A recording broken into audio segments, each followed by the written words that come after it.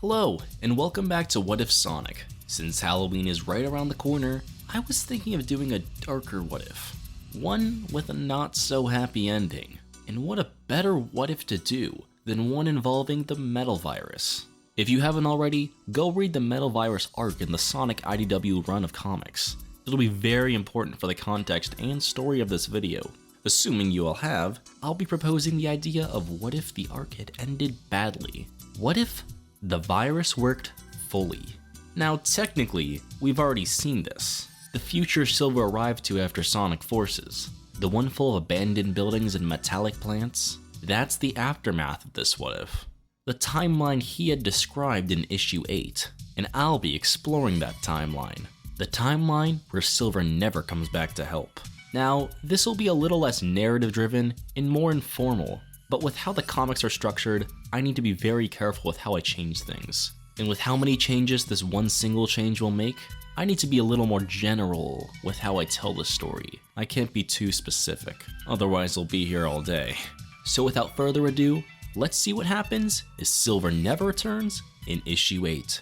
Before we explore the Metal Virus arc, we have to see what changes in the previous arc. Now, while I think Silver played a large hand in helping everyone defeat Neo Metal Sonic, I don't think the outcome would have changed. Things would have been harder without him, but ultimately, Sonic would have still met Whisper, the heroes would have still defeated Neo Metal Sonic, and Dr. Eggman would have gotten his memories back. Things truly changed with issue 14. While Silver was the one to lead Sonic to Eggman's base in Frozen Peak, I firmly believe the blue blur would have gotten the tip off if not Silver. Sonic and Metal would still fight, and Dr. Starline would make his grand appearance. And despite the fact that Silver was the one to run into the vault and set off the detonation code, with how Sonic had Starline by the collar, the sneaky Doctor would definitely try the same trick on the blue Hedgehog. And with Sonic not knowing how conniving this platypus really was, he'd be none the wiser, and set off the explosives himself.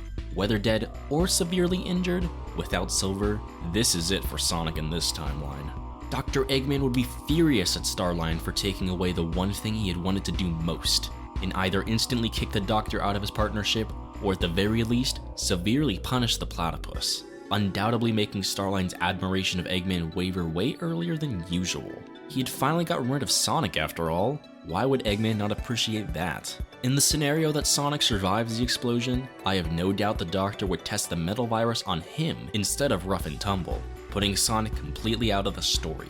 This is where the downfall of this timeline truly begins. With the virus proven effective, Eggman would quickly deploy it on the world. The Doctor first using it on Windmill Village, just as he did in canon, and from there, the infected would spread to the surrounding towns and cities. Eggman's next target would be Seaside City, where the Chaotix reside.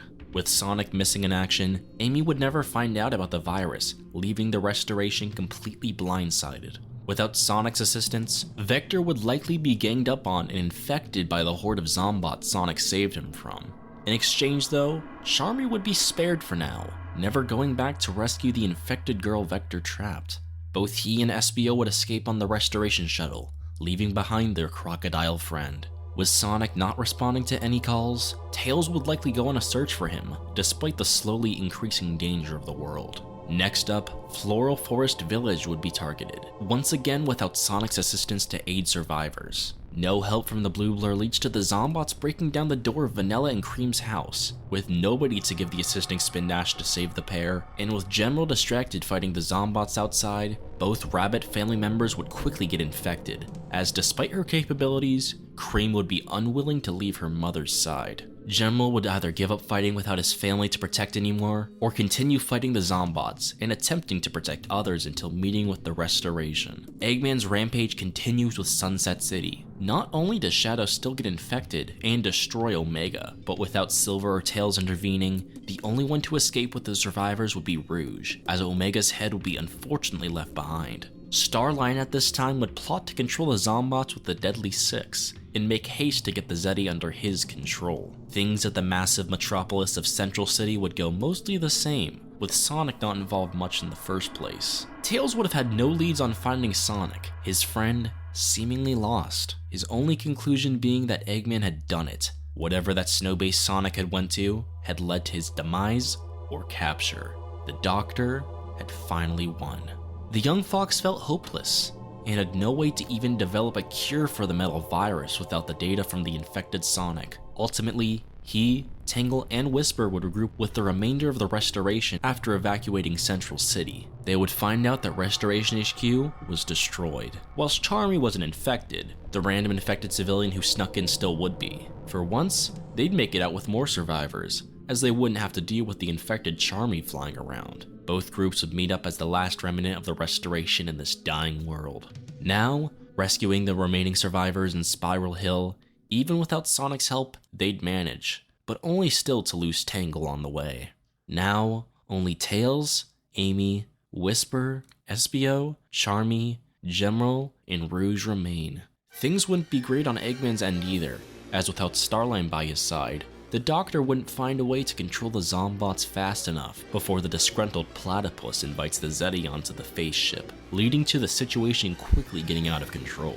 Eggman, Starline, and Metal Sonic would escape the Deadly Six through the Warp Topaz to Angel Island, where the remainder of the Restoration are gathered for safe haven, hoping to find some solution to save the world. Rouge would still be on the face ship spying on the Zeti, whilst coordinating with Orbot and Cubot. The Zeti would still take the Chaos Emeralds and head throughout the world to spread the virus with their newfound power, whilst Eggman and the remaining heroes call a truce to figure out how to be rid of the virus. But Whisper would unknowingly kill any chance of survival they had left.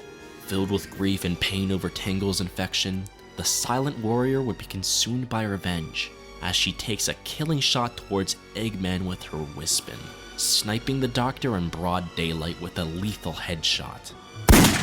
Cream wouldn't be here to talk her down, and without the Doctor's control over Metal Sonic to take the Warp Topaz from Starline, the platypus would leave, trying to figure out his own plan to control the virus. With no Warp Topaz, and barely any people left to fight, everyone remaining from the Restoration would be forced to simply survive on Angel Island, and hope someone like Tails figures out a plan. One which wouldn't come soon enough, as Zavok would figure out where the survivors remain. And not only with his newly gained power from the Chaos Emerald would he grow giant and begin attacking the island, but he'd hurl armies of Zombots at the survivors, including the infected heroes, even the infected Sonic. Rouge would quickly join back with the survivors, being forced out of her cover, as the Restoration would make their dying last stand. With too many Zombots and too little heroes remaining, one by one, everyone would fall, infected one after another. As a last resort, Knuckles could attempt to use the Master Emerald to neutralize Zavok's Chaos Emerald, or even go super himself, but that wouldn't solve the issue of the infected. Without Chaos Control, or the assistance of another super-powered hero, Knuckles would simply be invulnerable from the infection until the Chaos energy runs out. He'd be a sitting duck. Despite perhaps defeating Zavok, this would be it for the world.